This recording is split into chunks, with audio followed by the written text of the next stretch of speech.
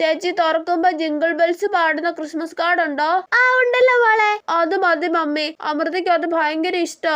എന്നാ അത് എടുത്തേക്ക് കേട്ടോ. ശരി ചേച്ചി. അമൃതയ്ക്ക് ടെഡി ബിയർ ഭയങ്കര ഇഷ്ടാ മമ്മി.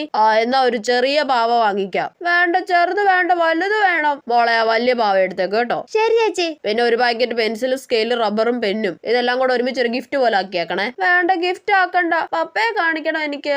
എന്നാ ഗിഫ്റ്റ് ആക്കണ്ട കേട്ടോ. എന്താ ചേച്ചി വിശേഷം? സ്കൂളിൽ ക്രിസ്മസ് ഫ്രണ്ട് ആക്കിയെന്നേ, അതിന് ഗിഫ്റ്റ് വാങ്ങിക്കണോന്ന് പറഞ്ഞ് ഇന്നലെ തൊട്ട് വന്ന് കരച്ചിലായിരുന്നു. ആണല്ലേ?